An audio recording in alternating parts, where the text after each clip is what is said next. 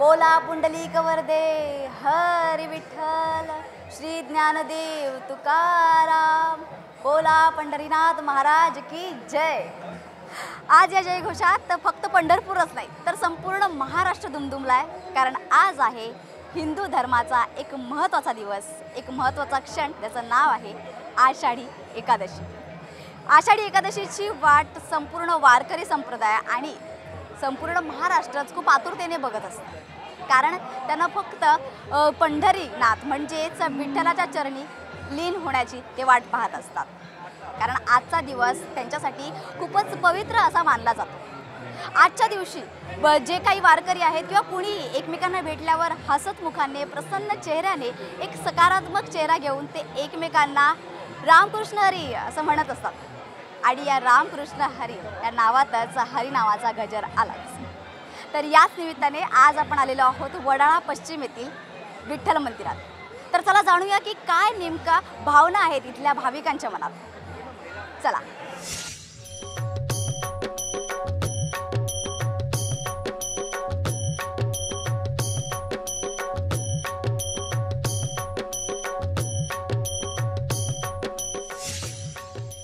आजच्या या आषाढी एकादशीच्या दिवशी अनेक भाविक हे विठ्ठलाच्या चरणी लीन होण्यासाठी या ठिकाणी दाखल झालेले आहेत। लांबच्या लांब रांगा बाहेर पाहायला मिळतात आणि त्याच जे भाविक आहेत त्यांच्या चेहऱ्यावर एक वेगळाच उत्साह, एक वेगळाच आनंद, एक तेज चेहऱ्यावर पाहायला मिळत आहे। त्यांनाच थेट विचारूया आपण की कसं वाटतं आज आषाढी एकादशी आहे, या पवित्र दिनी तुम्ही विठ्ठलाच्या चरणी लीन व्हायला, काय भावना आहे नेमकी तुमची? माऊली रामकृष्ण हरी। आम्ही ह्या वारीमध्ये जेव्हा माझं वय 67 वर्ष आहे, माझं श्रीधर सोनू मोरे आहे, मी वारकरी आहे, माझी कार्तिकी वारी आहे, ही सर्व माझी भक्तगण सहकारी मंडळी आहे। ते विठुरायाची स्मरण करून त्यांच्यामध्ये स्फूर्ती येते, त्याचा आनंद आम्हाला सर्वांना मिळतो आणि ही विठुरायाची कृपा आहे।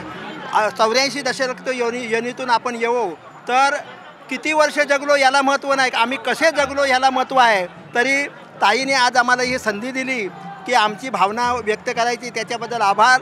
आणि असंच तुमचं सहकार्य नेहमी आमच्या पाठीशी असू द्या। विठुरायाची कृपा। तुम्ही काय सांगाल? खूप आनंद आहे वारीच्या निमित्ताने, दरवर्षी येतो आम्ही। आज आम्हाला इथं तुमच्या पंढरपूरला गेलात? पंढरपूरला गेलो, पण हेच प्रति पंढरपूर आमच्यासाठी पंढरपूर आहे। आणि काय वाटतं तुम्हाला आषाढी एकादशीच्या दिवशी मनात काय आनंद वाटतो, खूप आनंद वाटतो, जोश येतो, ऊर्जा येते। विठ्ठलाचं काय आयुष्यात तुमचं स्थान आहे ते सांगा।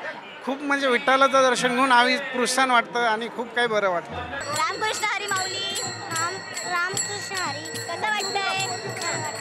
मस्त वाटतंय। हां, कधी उठला सकाळी, किती वाजता उठला आणि किती वाजता तयारी सुरू केली? बरं, हे कोणी बनवलं? कोणी तयार केलं तुला? पप्पांनी तयार केलं आणि हे पप्पांनी बनवलं? हां, अरे वा वा, खूप छान दिसतंय।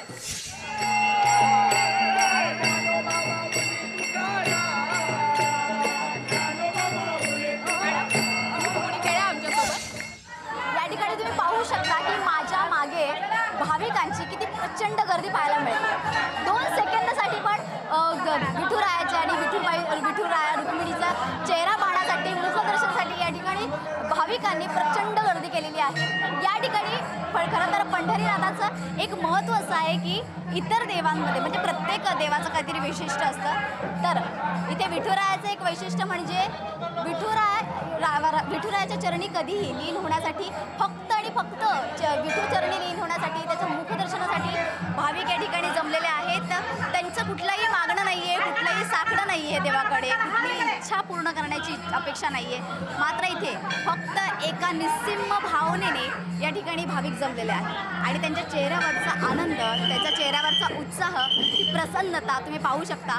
अगदी 2 सेकंदासाठी पण विठुरायाचं आणि विठू रुक्मिणीचं दर्शन, मुखदर्शन त्यांना या ठिकाणी होतं आहे आणि त्याचा एक वेगळा आनंद त्यांच्या चेहऱ्यावर या ठिकाणी पाहायला मिळतो। त्यांचा चेहरा अक्षरशः फुललेला या ठिकाणी पाहायला मिळतो आहे। या ठिकाणी तुम्ही पाहू शकता की पोलीस बंदोबस्त देखील मोठ्या प्रमाणात तैनात आहे, कारण कुठल्याही प्रकारची गर्दी होऊ नये, कुठल्याही प्रकारचा गैरप्रकार होऊ नये याची काळजी घेण्यासाठी इथे पोलिसांचे देखील तैनात झालेले पाहायला मिळतात आणि त्यांचीही व्यवस्थित नियोजन या ठिकाणी केलेलं पाहायला मिळतंय। तुम्ही पाहू शकता लांबच लांब रांग या ठिकाणी पाहायला मिळते।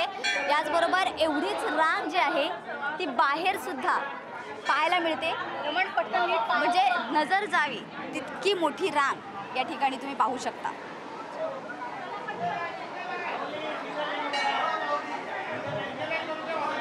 अगदी लहानांपासून मोठ्यांपर्यंत प्रत्येक वयोगटातली मुलं माथ्यावर चंदनाचा टीका लावून या ठिकाणी दाखल झालेले आहेत. भाविकांमध्ये महिलांची संख्या देखील मोठ्या प्रमाणात या ठिकाणी पाहायला मिळते. भजन मंडळी तुम्ही पाहू शकता.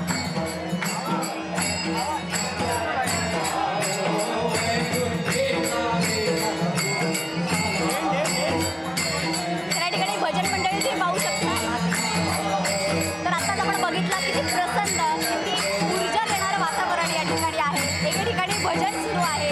लोकांच्या येणाऱ्या भाविकांच्या कानावर ते भजनाचे बोल या ठिकाणी त्यांच्या कानावर पडत आहेत. त्यांना रांगेत उभं राहताना कुठलाही त्रास होता नाही या ठिकाणी पाहायला मिळत नाही आहे. कारण फक्त त्यांच्या कानावर जे आहे ते भजनाचे हे बोल पडत आहेत.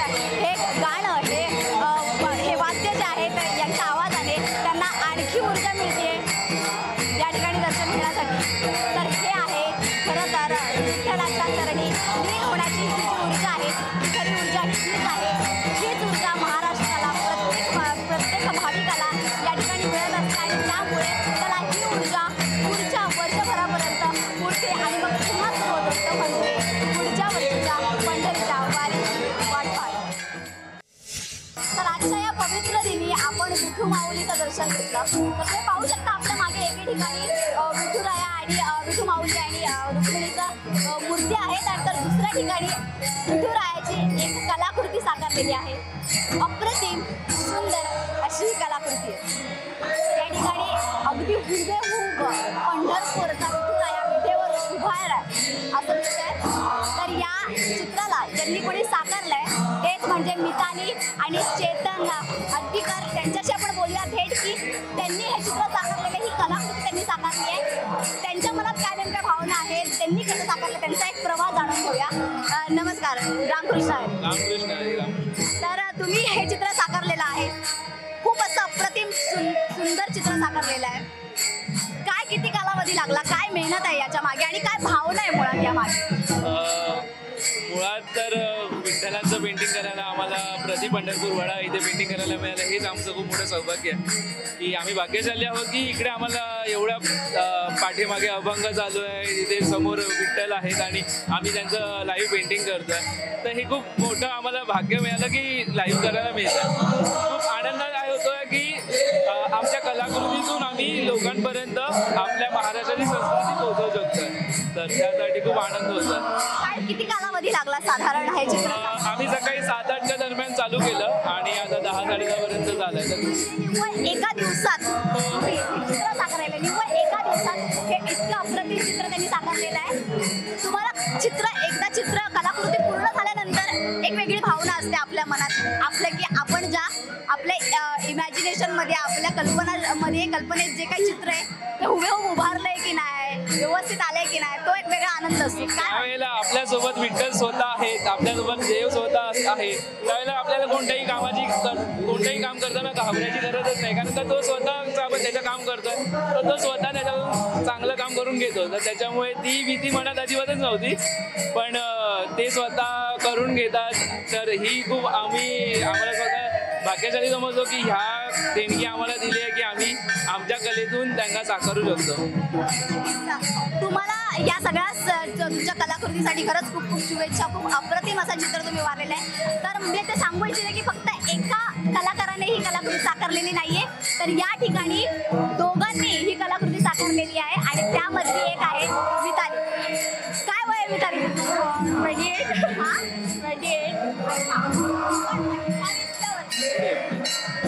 28व्या वर्षी मितालीने जे आहे हे कलाकृती साकारण्यासाठी त्याच्या सहकलाकाराला पण मदत केली आहे. दोघांनी मिळून हे चित्र साकारलेलं आहे. कशी मदत एकमेकांनी केली आणि कशा प्रकारे तुम्ही हे चित्र साकार? दोघांनी येऊन पहिल्यांदा सुरुवात केली. 7 वाजता आम्ही सुरुवात केली आणि हळूहळू ते साकारत गेलं आणि ते देवाने स्वतःहून करून घेतलं. हे असं आम्हाला ते म्हणजे साकार करता करता खूप भारी वाटलं, मस्त वाटलं आणि फायनल पेंटिंग तर तुम्ही बघू शकता. कशी तुमच्या दोघांनी खरं तर कसं असतं कुठली अरे वा अभिनंदन तुमचं. खरं तर विठुरायानेच तुम्हाला एकत्र आणल्याचं म्हणायला हरकत नाहीये. खरं तर कसं असतं कुठल्याही कलाकृतीच्या वेळेस जेव्हा आपण एकटे कलाकार असतो तेव्हा आपल्याला माहीत असतं आपल्या डोक्यात काय आणि ते कसं साकारायचं आहे. पण ज्यावेळेस दोन कलाकार एक कलाकृती साकारत असतात त्यावेळेस कुठले दुमत झाले का नवरा बायको? नाही तसं तर आम्ही भरपूर चित्र एकत्र करतो तर म्हणून आम्हाला ती सवय आहे ती एकत्र पेंटिंग करायची. तर असंच त्या पद्धतीने आम्ही हे पण चित्र केलं. तुम्ही पाहिलं की कशा प्रकारे या दोघांनी मिळून एक कलाकृती जी आहे ती साकारलेली आहे आणि खरंच एक प्रसन्न चित्र या ठिकाणी तुम्ही पाहू शकता.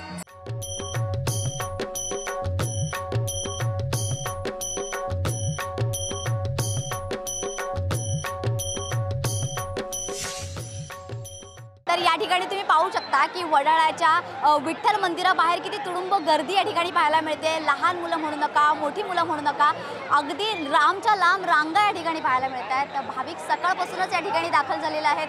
सकाळी सूर्य उगवायच्या आधीपासूनच या ठिकाणी लोक जमलेले आहेत दर्शनासाठी आणि आपण काही भाविक या ठिकाणी जमलेले आहेत ते त्यांच्या प्रतिक्रिया, त्यांच्या भावना नेमक्या काय आहेत आजच्या त्या जाणून घेऊया.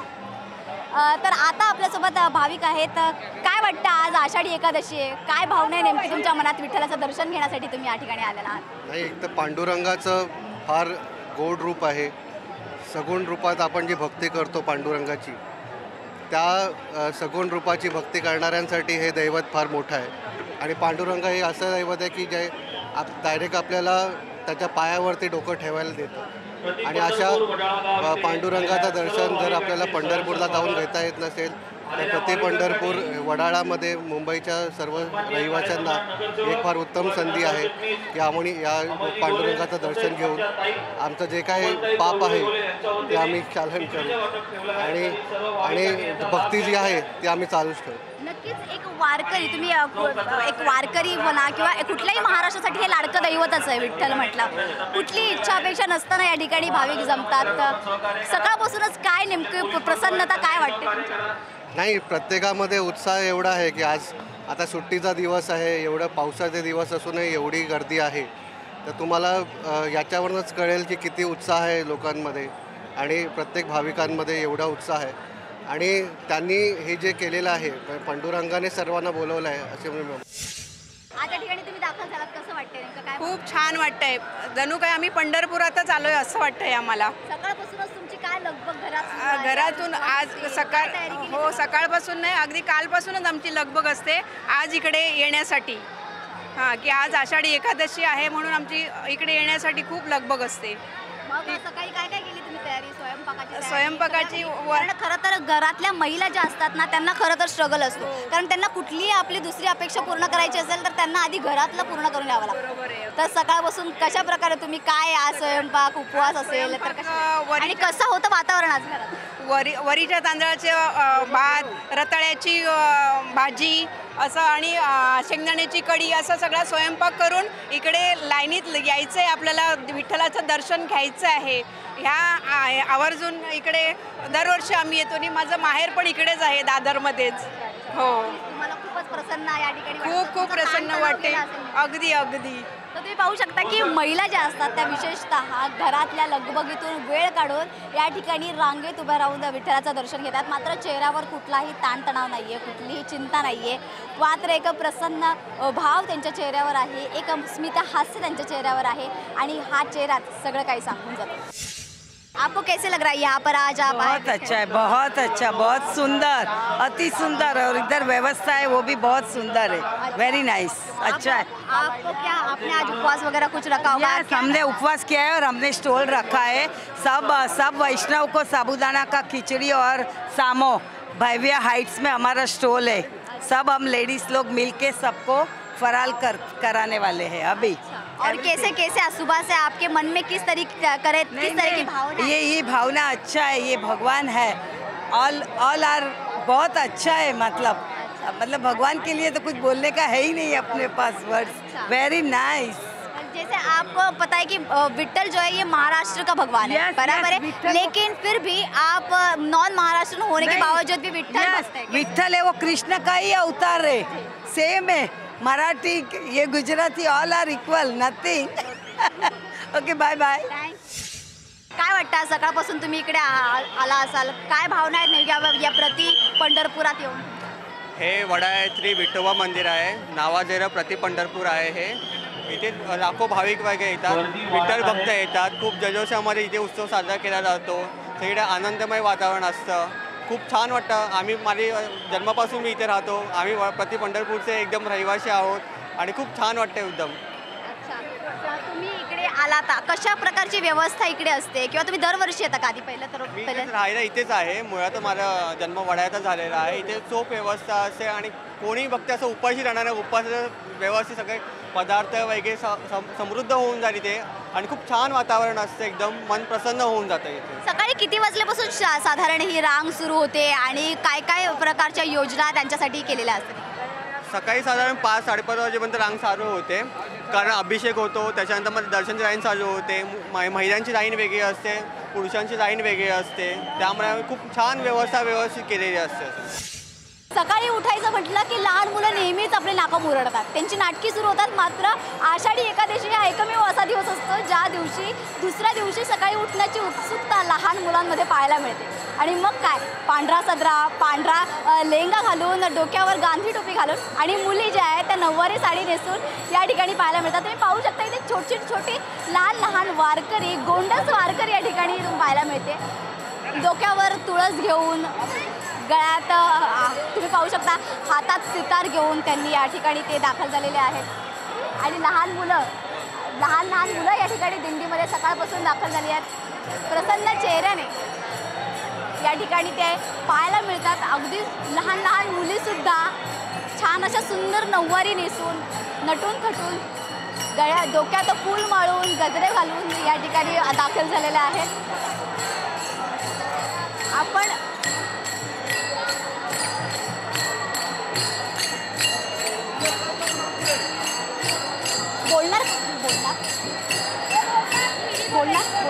बोलशील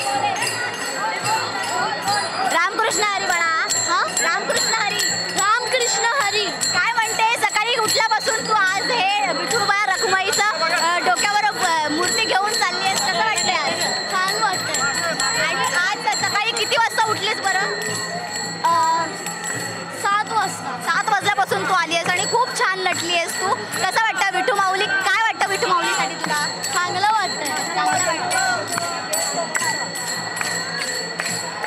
त्या ठिकाणी पाहू शकता लोक नाचत गाजत, टाळ, मृदुंग, त्याचबरोबर लेझिम या सगळ्यांच्या वादनासोबत ते जे आहेत ते या ठिकाणी पाहायला मिळत आहेत. ज्ञानोबा माऊली तुकाराम यांचा जयघोष सुद्धा या ठिकाणी सुरू आहे. आणि याच प्रकारे इतकं प्रसन्न उत्साही वातावरण या ठिकाणी, महिला म्हणू नका, पुरुष म्हणू नका. खरंच तर बऱ्याचदा असं होतं की महिला ह्या घरातून बाहेर पडत नाही. घरातली कामं वगैरे या सगळ्याचा शीण झटकून आज त्या नाचत गाजत उत्साहाने या ठिकाणी ज्ञानोबा माऊली तुकाराम यांचा जयघोष या ठिकाणी करताना पाहायला मिळतात. त्यांच्या चेहऱ्यावरचा आनंद, त्यांची प्रसन्नता सगळं काही सांगून जाते.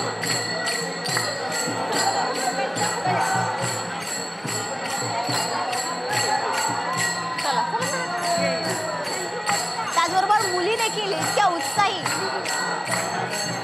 सकाळपासूनच नटून थटून या ठिकाणी त्या दाखल झालेल्या आहे वारीमध्ये. लहान मुलं मस्तकी चंदनाचा टिळा लावून आणि त्याचबरोबर गळ्यात टाळ घेऊन, गांधी टोपी, पांढरा सदरा आणि तो भगव्या रंगाचा गमछा गळ्यात घालून ते या ठिकाणी नाचताना गाजताना विठू माऊली, ज्ञानोबा माऊली तुकाराम अशा जयघोषात ते जयघोष करताना या ठिकाणी दिसत आहेत. आणि तो त्यांच्या चेहऱ्यावरचा आनंद तुम्ही या ठिकाणी पाहू शकता.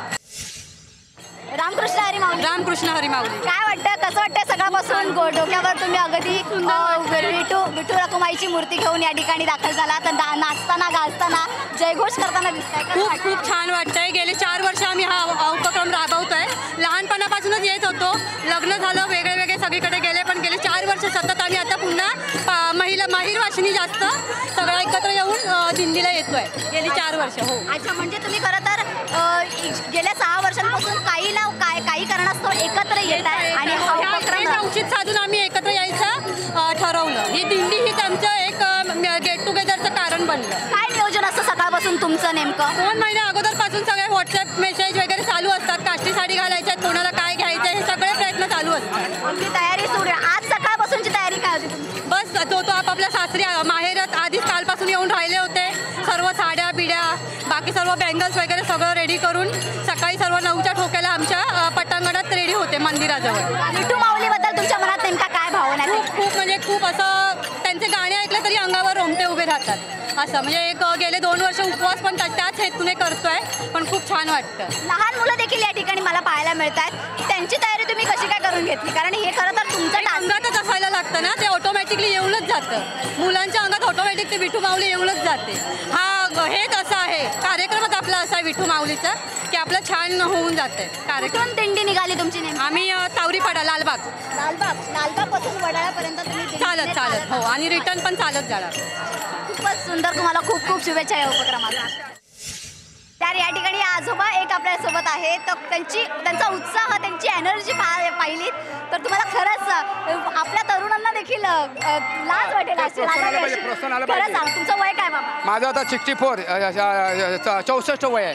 64 वयात तुम्ही आता या ठिकाणी दिंडीमध्ये पायी कुठपासून चालत आहात? आम्ही शिवडीवरून शिवडीवरून आलोय. हो, शिवडीवरून पायी चालू. हा उत्साह या वयात, हा उत्साह, ही एनर्जी येते कुठून? हे आम्हाला पांडुरंग, आम्हाला ईश्वर आमच्या पांडुरंग चैतन्य देतो. आमचा पांडुरंग विठ्ठल हे आम्हाला चैतन्य देतो. त्याच्यामुळे त्याच्या विठ्ठलाच्या नामस्मरण आम्हाला तो चालना देतो आणि त्याच्यातून तो ईश्वर आमच्याकडून गाऊन घेतो.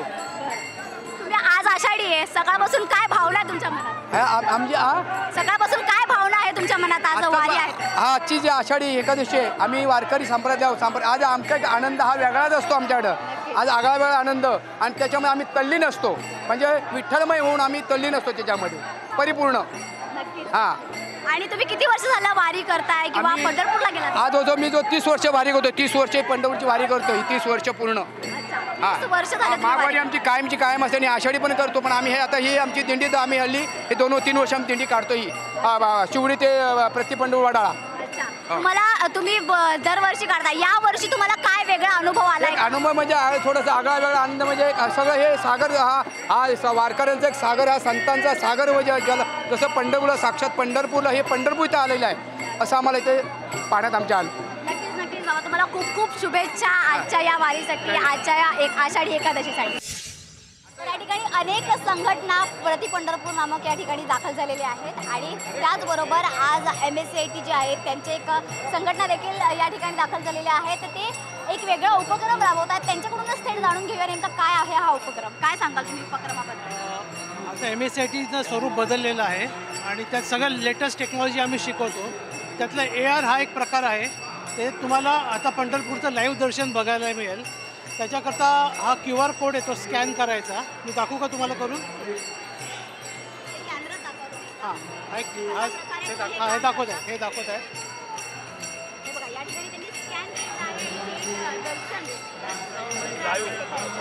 लाईव्ह दर्शन ही टेक्नॉलॉजी आता आम्ही आमच्या कोर्समध्ये शिकवायला चालू केलेली आहे.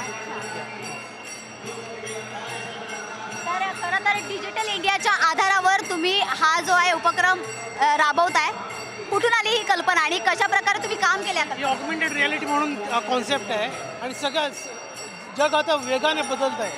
नवीन संकल्पना येत आहेत. आर्टिफिशियल इंटेलिजन्स आलं आहे, तसंच AR आहे, VR आहे. त्या सगळ्या गोष्टी लोकांना माहिती नाही आहे. त्याची माहिती करून त्याचं आम्ही काम करतो. म्हणजे AIचा एक उत्तम वापर तुम्ही या ठिकाणी केलेला आहे.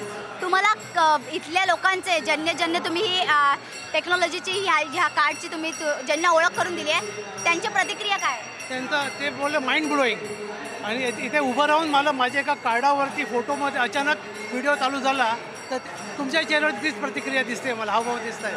तसं सगळ्यांना तसंच वाटतं आहे. नवीन टेक्नॉलॉजी आहे, पहिल्या नवीन असल्यामुळे सगळ्यांना त्याचा आनंद होतो आहे बघताना. तर या ठिकाणी अनेक लोक अनेक वेगवेगळे उपक्रम साधतात. निस्वार्थी उपक्रम देखील या ठिकाणी साधले जातात, आणि त्याचाच एक हा प्रयोग आहे. तर मोफत चहा आणि खिचडी वाटप या ठिकाणी तुम्ही पाहू शकता. तर ही जी कल्पना कोणाची आहे वगैरे या सगळ्याबद्दल आपण एकंदरीत माहिती घेऊया विस्तारमध्ये. आपल्यासोबत या स्टॉलचे जे आहेत जे मालक या स्टॉल ज्यांनी उभारला, ज्यांनी एकत्रित येऊन हा जो स्टॉल उभारला आहे त्यांच्याबद्दल थोडंसं जाणून घेऊया.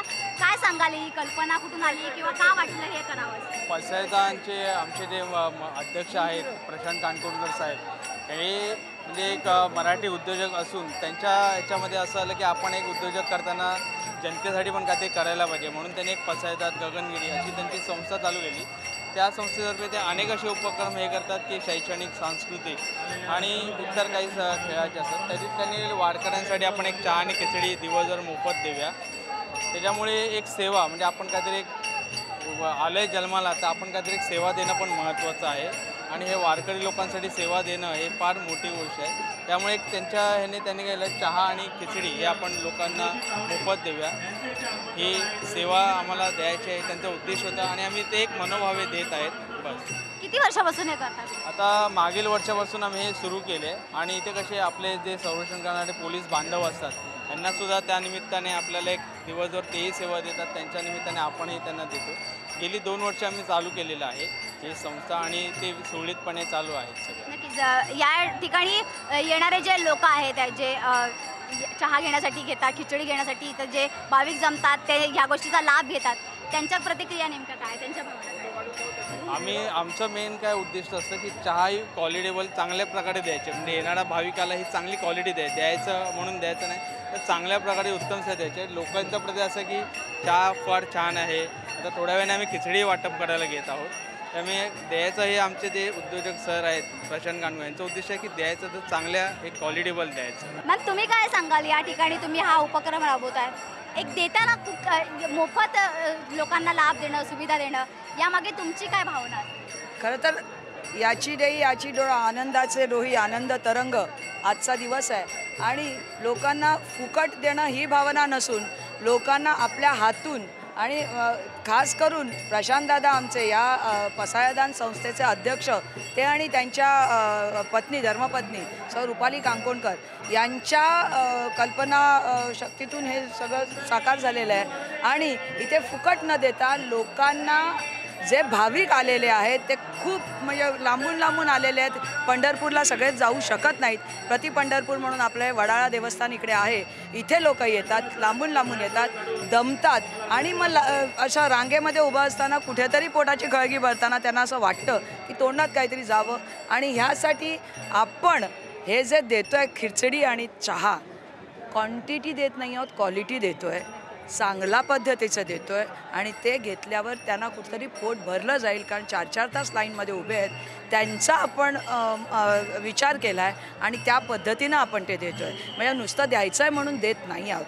त्यामुळे पांडुरंगाची सेवा होते आहे, जो यात्रेकरू आहे त्याचीही सेवा होते. आपण समाजात राहतो, समाजाचं आपण देणं लागतो, ही भावना त्याच्या पाठी आहे. नक्कीच. तुम्हाला खूप खूप शुभेच्छा आहे. तर आज आपल्यासोबत प्रति पंढरपूर या ठिकाणी चित्रा वाघ या ठिकाणी आलेले आहेत. आपण त्यांच्याशी थेट जाणून घेऊया त्यांच्या आजच्या या भावना काय. मॅम, आज प्रति पंढरपूर ठिकाणी तुम्ही आलेला आहात, तर काय भावना आहे नेमकी आणि विठ्ठला मन भरून गेलंय. दरवर्षीप्रमाणे आम्ही पंढरपूरला जात नाही पण प्रति पंढरपूर असलेल्या वडाळ्याच्या विठ्ठल दर्शनाला नक्की येतोय. तुम्ही बघताय टाळ मृदुंगांचा गजर या ठिकाणी येतोय आणि विठू नामामध्ये न्हाऊन जाण्याची ही संधी आहे. खरं तर एक ऊर्जा घेऊन या ठिकाणी जी ऊर्जा आहे ती ऊर्जा घेऊन पुढच्या कामासाठी वाटचाल करत असतो. बा पांडुरंगा आम्हाला सगळ्यांना बळ दे अन्यायाच्या विरुद्ध लढण्यासाठी आणि महाराष्ट्राला संकटातून दूर ठेव, अशीच प्रार्थना आज विठुरायाच्या चरणी केली आहे. नक्कीच. विठुरायाच्या चरणी तुम्ही प्रार्थना करताय, महाराष्ट्रासाठी नेमकं काय मागितलंय, काय सगळ्या संकटातून महाराष्ट्राला दूर ठेव, बळीराजाला आणखीन बळ मिळू दे. आमचे राज्याचे मुख्यमंत्री सन्माननीय देवेंद्रजी फडणवीस यांना भरभरून आशीर्वाद दे की त्यांना आणखीन जनसेवेसाठी त्या ठिकाणी बळ मिळावं. तर सध्या पावसाळी अधिवेशन सुरू आहे, उद्याच्या लढण्यासाठी, उद्या अधिवेशनात बोलण्यासाठी एक वेगळी ऊर्जा पांडुरंगाकडून घेऊन जात आहे? नाही, नक्कीच. कारण या ऊर्जेची फार गरज असते आणि महिला संतांचा तर आपल्याकडे परंपरा आहे 13व्या शतकापासून 18व्या शतकापर्यंत.